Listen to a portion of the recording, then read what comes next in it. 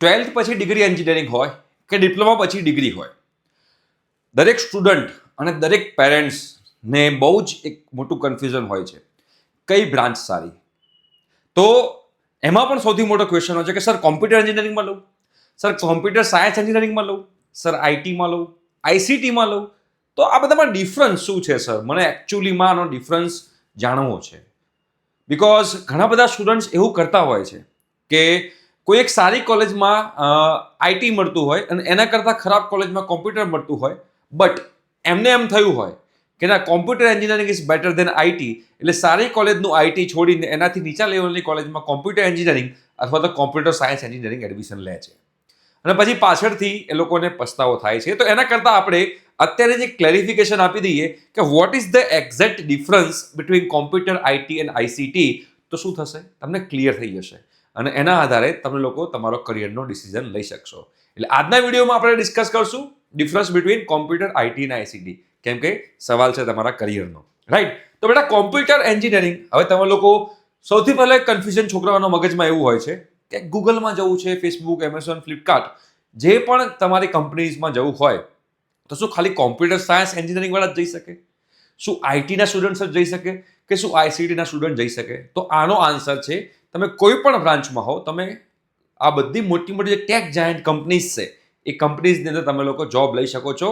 એ computer engineering હોય, computer science engineering હોય, IT હોય, આઈસીટી હોય, એઆઈએમએલ હોય, ડેટા સ્ટ્રક્ચર હોય, સાયબર સિક્યોરિટી હોય, એઆઈએમએલ હોય, મશીન લર્નિંગ, ડેટા સાયન્સ, કોઈ પણ હોય, કોમ્પ્યુટર રિલેટેડ કોઈ પણ બ્રાન્ચ હોય, તમે દુનિયાની કોઈ પણ મોટી ટેક જાયન્ટ કંપની લઈ લો, એ ટેક જાયન્ટ કંપનીમાં તમે લોકો જોબ લઈ શકો છો, રાઈટ? એ લોકો ક્યારેય પણ નથી કહેતા કે તમે લોકો આઈટીમાં જ હોવા જોઈએ, કે તમે લોકો કોમ્પ્યુટર સાયન્સ એન્જિનિયરિંગમાં હોવા જોઈએ, કે તમે લોકો કોમ્પ્યુટર એન્જિનિયરિંગમાં હોવા જોઈએ, રાઈટ? છતાં પણ આપણે નાનો એવો ડિફરન્સ જોઈશું.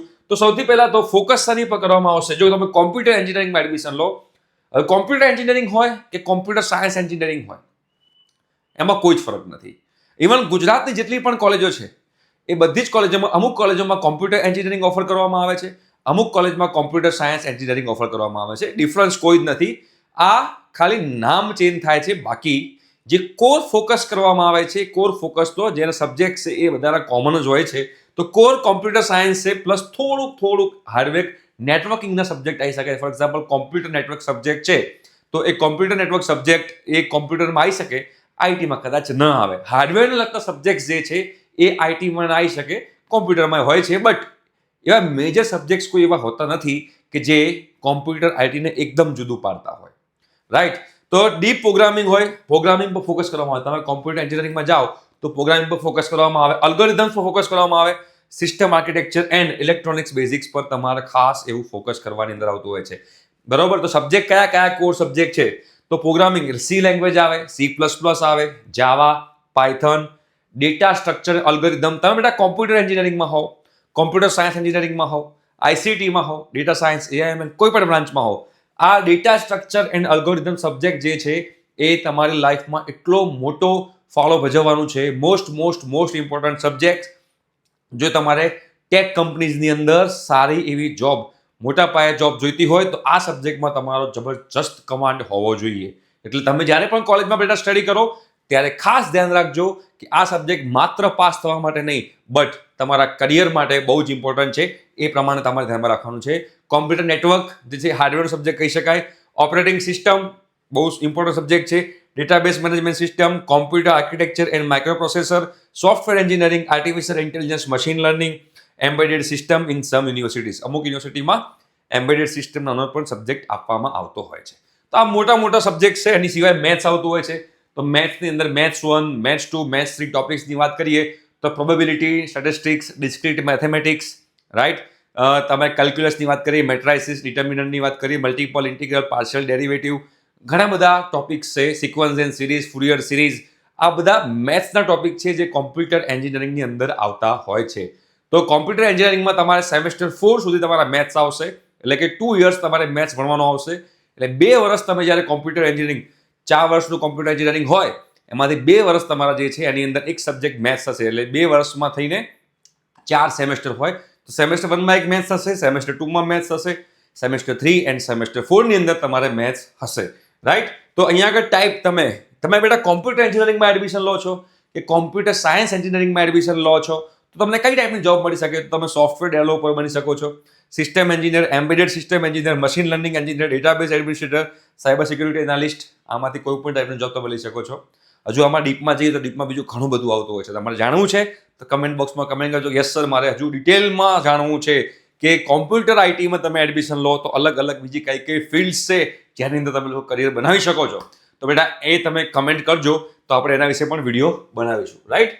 તો હવે એવરેજ સેલરી કેટલી હોય છે? તમે એઝ અ કોમ્પ્યુટર એન્જિનિયરિંગની તમે જ્યારે જોબ લેવા જાઓ છો તો તમે ફ્રેશર હો. ફ્રેશર મતલબ કે તમે એન્જિનિયરિંગ કમ્પ્લીટ કરો છો અને એન્જિનિયરિંગ કમ્પ્લીટ કર્યા પછી તમારું જ્યારે ડિગ્રી કમ્પ્લીટ થાય તો તરત જે તમે જોબ મળે એને ફ્રેશર કહેવાય.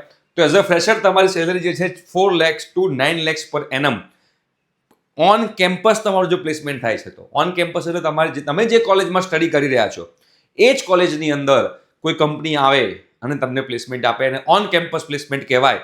તો એ તમને થતું હોય તો 4 થી 9 લાખ એકોર્ડિંગ ટુ યોર કોલેજની જે કેટેગરી છે એના હિસાબે તમને પ્લેસમેન્ટ મળતું હોય છે. આફ્ટર 5 years તમારો જે એક્સપિરિયન્સ થાય છે, તમે એક્સપિરિયન્સ લો, તમે જોબ કરો, પછી આફ્ટર 5 years તમારી સેલરી જે છે 10 લાખથી 25 લાખની આજુબાજુ પર એનમ મતલબ કે પર યરની અહીંયા વાત કરી રહ્યા છીએ.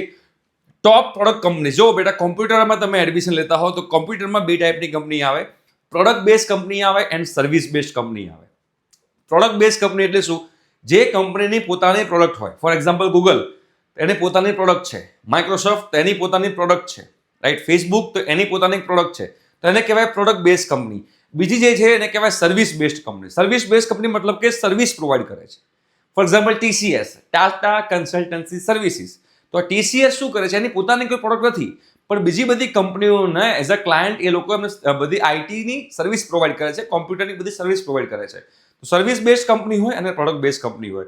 જો તમારે હાઈ સેલરી જોતી હોય તો તમારે હંમેશા પ્રોડક્ટ બેઝડ કંપની પર ફોકસ કરો તો તમને વધારે સેલરી મળી શકે. ફોર એક્ઝામ્પલ એમેઝોન છે, ફ્લિપકાર્ટ છે, ગૂગલ, માઇક્રોસોફ્ટ, આ બધી પ્રોડક્ટ બેઝ કંપની છે જેમાં તમને હાઈ સેલરી મળતી હોય છે. તો પ્રોડક્ટ બેઝ કંપનીમાં 20 થી 60 લાખ રૂપિયા પર એનમ જે છે એ તમને લોકોને મળી શકે છે, બરાબર? ઇફ યુ લવ પ્રોગ્રામિંગ, તમને હાર્ડ કોડ પ્રોગ્રામિંગ ગમતું હોય, કોડિંગ તમને ગમતું હોય, કોડિંગમાં તમને લોજિક ગમતું હોય, તમને મેથ્સ ગમતું હોય, આમ રટ્ટા મારવાની ઈચ્છા થતી ના હોય, ક્રિએટિવિટી તમારામાં હોય, તમારા માટે કોમ્પ્યુટર એન્જિનિયરિંગ અથવા તો કોમ્પ્યુટર સાયન્સ એન્જિનિયરિંગ જે છે એ બ્રાન્ચ તમે લોકો ચૂઝ કરી શકો છો, રાઈટ? હવે વાત કરશું બેટા આપણે આઈટીની. તો આઈટીબી જે છે એ કોમ્પ્યુટર સાયન્સ એન્જિનિયરિંગ અથવા તો બેટા કોમ્પ્યુટર એન્જિનિયરિંગનો બાહ્ય જ છે, રાઈટ? તમે કોઈ પણ કોલેજમાં બેટા એડમિશન લેવા જશો ત્યારે એડમિશન લીધા પછી જ્યારે તમારો પ્લેસમેન્ટનો સમય આવશે, 3rd year 4th year, ત્યારે જ્યારે પણ જેટલી પણ ટેક કંપનીઝ છે, ફોર એક્ઝામ્પલ TCSની વાત કરીએ,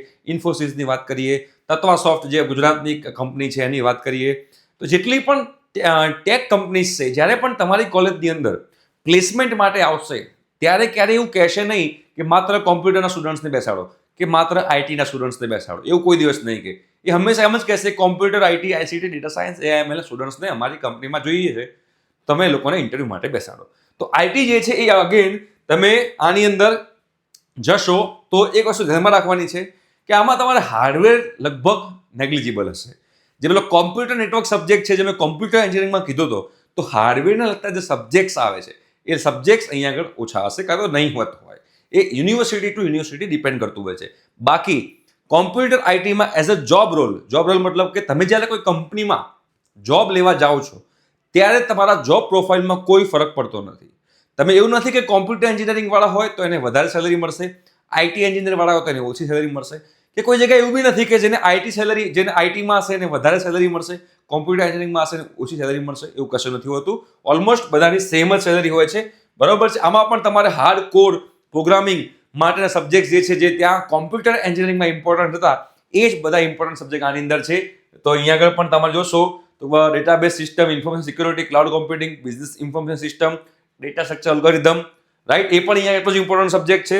web technologies, computer network, software engineering, આ બધામાં તમે જઈ શકો છો, બરાબર? જોબ ટાઈપ્સ અગેન આમાં પણ તમે જોશો તો આમાં આઈટીથી પણ તમે સોફ્ટવેર એન્જિનિયરિંગ બની શકો છો, સોફ્ટવેર એન્જિનિયર. કોમ્પ્યુટર એન્જિનિયરિંગમાંથી પણ તમે લોકો સોફ્ટવેર એન્જિનિયર બની શકો છો. અહીંયા આગળ આઈટી સપોર્ટ એન્જિનિયર બની શકો છો, network administrator, system analyst, cloud solution, application support engineer. આમાંથી પણ તમે આર્ટિફિશિયલ ઇન્ટેલિજન્સ, મશીન લર્નિંગમાં જઈ શકો છો. કોમ્પ્યુટર એન્જિનિયરિંગમાંથી પણ તમે આર્ટિફિશિયલ ઇન્ટેલિજન્સ એન્ડ મશીન લર્નિંગમાં જઈ શકો છો, બંનેમાંથી જઈ શકો છો. એટલે તમને કોઈ એમ કહે કે કોમ્પ્યુટર વધારે સારું આઈટી કરતા, તો એ વાત તદ્દન ખોટી છે. અને તમને કોઈ એમ કહે કે આઈટી વધારે સારું કોમ્પ્યુટર કરતા, તો એ વાત પણ ખોટી છે. એવું કશું જ નથી, બંને ઇક્વલ છે. તમને બંનેમાંથી કોઈ પણ જગ્યાએ કોઈ સારી કોલેજમાં તમને આઈટી મળતું હોય, ગો ફોર ઇટ. બિલકુલ તમારે ચિંતા કરવાની જરૂર નથી. બરોબર છે. એવરેજ સેલરી સેમ જે કોમ્પ્યુટર એન્જિનિયરિંગ સ્ટુડન્ટ્સની સેલરી હોય છે, એ સેમ ટુ સેમ સેલરી આપણે આઈટીના સ્ટુડન્ટ્સ માટે પણ હોય છે. 3 થી 9 લાખ 8 લાખ સેલરી આવશે પર એનમ ઓન પ્લેસમેન્ટ, જેવી તમારી કોલેજ. અને આફ્ટર 5 યર્સ 8 થી 20 લાખ 25 લાખની સેલરી તમારી બની શકે છે. બરાબર છે. આમાં પણ તમને લોકોને જોરદાર કોડિંગ ગમતું હોય તો એક કોડિંગમાં તમે લોકો જઈ શકો છો. હવે ત્રીજી એક બ્રાન્ચ છે બેટા આઈસીટી. અહીંયા સુધી પહોંચીએ એની પહેલા હું તમને કહી દઉં કે તમને કોમ્પ્યુટર એન્જિનિયરિંગ મળતું હોય જઈ શકાય, આઈટી મળતું હોય જઈ શકાય, કોમ્પ્યુટર સાયન્સ એન્જિનિયરિંગ મળતું હોય જઈ શકાય. તો આ તમારા લોકોએ ધ્યાનમાં રાખવાનું છે. તમારે સ્પેસિફિક બ્રાન્ચમાં જવું કે નહીં. ઘણા બધાને આ પણ ડાઉટ હોય છે કે સર અમારે ડેટા સાયન્સમાં મને એડમિશન મળે છે લઉં, મને સાયબર સિક્યુરિટીમાં એડમિશન મળે છે લઉં, મને આર્ટિફિશિયલ ઇન્ટેલિજન્સ મશીન લર્નિંગમાં એડમિશન મળે છે લઉં. આનો પણ તમારે જો વિડીયો જાણવો હોય કે સર આમાં લેવાય કે નહીં, અહીંયા અત્યારે કહીશ તો વિડીયો ખાસો લાંબો થઈ જશે. તો એમાં લેવાય કે નહીં એ જાણવું હોય તો એ પણ તમે બેટા કમેન્ટ બોક્સમાં કમેન્ટ કરજો. હવે ઘણા બધા વિદ્યાર્થીઓને આ બ્રાન્ચ વિશે ખબર નથી.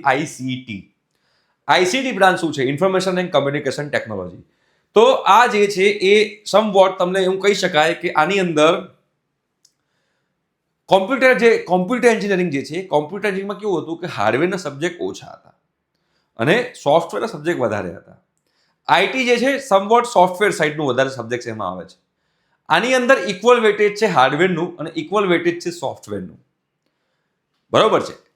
અહીંયા આગળ તમને થોડી ઈસી બ્રાન્ચની ફ્લેવર દેખાશે. ઈસી બ્રાન્ચની ફ્લેવર દેખાશે એનો મતલબ એવો છે કે ઈસીના સબ્જેક્ટ્સ થોડા આની અંદર આવશે. મતલબ કે આ કોમ્પ્યુટર અને ઈસીનું મિક્સર છે, information and communication technology.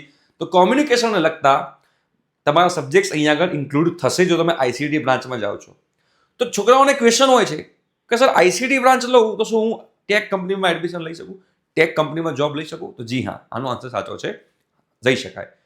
ICT કર્યા પછી પણ તમે ગૂગલ, ફેસબુક, એમેઝોન જેવી કંપનીમાં જોબ કરી શકો છો, ટેક કંપનીમાં જોબ કરી શકો છો. શરત માત્ર એટલી છે કે તમને web development, app development, coding, in short hard core coding તમને આવડતું હોય તમે આ બ્રાન્ચથી પણ તમે મોટી મોટી કંપનીમાં જોબ લઈ શકો છો. રાઈટ. જો કોમ્બિનેશન છે, combines IT plus telecommunication plus media. બરોબર, આ કોમ્બિનેશન છે. Includes managing communication networks, infrastructure and digital communication tools. આ જે મેનેજ કરવાને આવે છે communication networks, infrastructure and digital communication tools, એ સમવોટ ઈસીનો પાર્ટ આપણે કહી શકીએ. એના લગતા સબ્જેક્ટ તમારા અહીંયા આગળ આવી શકે. ફોર એક્ઝામ્પલ કોમ્પ્યુટર નેટવર્ક્સ જે છે કોમ્પ્યુટર આઈટીનો સબ્જેક્ટ છે. નેટવર્ક સિક્યુરિટી જે છે એ ઈસીનો સબ્જેક્ટ છે. વાયરલેસ કોમ્યુનિકેશન અગેન સબ્જેક્ટ ઈસીનો આવશે. ઇન્ટરનેટ ટેકનોલોજી જે છે કોમ્પ્યુટરનો સબ્જેક્ટ છે. સિગ્નલ પ્રોસેસિંગ અગેન ઈસીનો સબ્જેક્ટ છે. ટેલિકોમ સિસ્ટમ્સ, ડેટા કોમ્યુનિકેશન, એટલે આ મિક્સર આવશે. એકદમ હાર્ડ કોર કોડિંગ પણ નહીં આવે અને હાર્ડ કોર હાર્ડવેર પણ નહીં આવે. બંનેનું કોમ્બિનેશન અહીંયા આગળ હોવાના ચાન્સીસ વધારે છે આઈસીટીની અંદર. જોબ ટાઈપ તો આમાં પણ તમે નેટવર્ક એન્જિનિયર બની શકો. જો નેટવર્ક એન્જિનિયર તમારે બનવું હોય, કોમ્પ્યુટરથી બી બનાય, આઈટીથી બી બનાય, આઈસીટીથી પણ બનાય. Telecom engineer, ICT consultant, VOIP engineer, cyber security specialist. જો સાયબર સિક્યુરિટી સ્પેશિયાલિસ્ટ કોમ્પ્યુટર એન્જિનિયરિંગથી બનાય, આઈટીથી બનાય, આઈસીટીથી પણ બનાય. એઆઈએમએલમાં જવું હોય તો એઆઈએમએલ ડેટા સાયન્સમાં તમારે જવું હોય, માસ્ટર્સ કરવા માટે જવું હોય તો પણ તમે ગમે તે બ્રાન્ચ લઈ તમે માસ્ટર્સ કરી શકો છો. રાઈટ. એટલે બિલકુલ ચિંતા કરવાની જરૂર નથી. આની એવરેજ સેલરી જે છે એ પણ જો તમારી કોલેજ સારી હોય, ફોર એક્ઝામ્પલ ગુજરાતમાં તમે આઈસીટી કરવું હોય તો ધીરુભાઈ અંબાણી જે છે બેસ્ટ યુનિવર્સિટી કહેવાય, જ્યાંથી તમે લોકો આઈસીટી કરી શકો છો. તો ત્યાં આગળ તમે જાઓ, તમારી એવરેજ સેલરી 18 થી 20 લાખ રૂપિયા થાય છે. Information and communication technology A branch પણ સારી છે, બટ એમાં તમારી કોલેજ જે છે સારી હોવી જરૂરી છે. રાઈટ. મોટું આપણે અહીંયા આગળ જો કમ્પેરિઝન કરીએ તો ક્વિક કમ્પેરિઝન તમને અહીંયા કરીને બતાવું તો અહીંયા કોમ્પ્યુટર સાયન્સ શું છે, પ્રોગ્રામિંગ પ્લસ સિસ્ટમ છે. પ્રોગ્રામિંગ પણ છે અને થોડુંક હાર્ડવેર બી છે. સોફ્ટવેર એપ્લિકેશન જ છે અહીંયા આગળ નકરું. નેટવર્કિંગ બી છે અને કોમ્યુનિકેશન છે. બરાબર. અહીંયા આગળ હાર્ડવેર ઇન્વોલ્વ થોડુંક મિનિમમ, અહીંયા હાર્ડવેર વધારે હોય. Right. Research scope high, medium છે. રિસર્ચ સ્કોપ તમારે coding intensity high, medium. Coding intensity કોમ્પ્યુટરમાં વધારો આઈટીમાં, પણ આઈટીમાં તમે જો કોડિંગ તમારી રીતે જાતે એક્સ્ટ્રા કરો તો બી આ આઈટીમાં અને આઈસીટીમાં કોડિંગ ઇન્ટેન્સિટી મીડિયમ કોલેજમાં હોય છે. અને હું તો એમ કહું છું કે આઈટીમાં પણ વધારે જ હોય છે. અહીંયા આગળ આઈટીમાં આપણે જે મીડિયમ લખ્યું છે એને બી આપણે હાઈ કન્સિડર કરી જ શકીએ છીએ, બિલકુલ ચિંતા કરવાની જરૂર નથી. બરાબર છે. અને આઈસીટીમાં મીડિયમ હોય છે, પણ આઈસીટીમાં તમે કોડિંગ કરીને આને પણ તમે આ ફેક્ટરને પણ તમે હાઈ કરી શકો છો. Industry use, software companies, IT companies, અહીંયા કે ટેલિકોમ કંપનીઝ અને આઈટી કંપનીઝ બધું આવે, રાઈટ. તો આ ત્રણ વચ્ચેનો હવે ડિફરન્સ આઈ હોપ સો કે તમને લોકોને ક્લિયર થઈ ગયો હશે. તમારે બેટા બીજા કોઈ વિશે જાણવું હોય તો કમેન્ટ બોક્સમાં કમેન્ટ કરજો. આપણે આ ચેનલમાં વાત કરશું માત્ર કરિયરની, બીકોઝ સવાલ છે તમારા કરિયરનો. ઠીક છે. Thank you so much. By.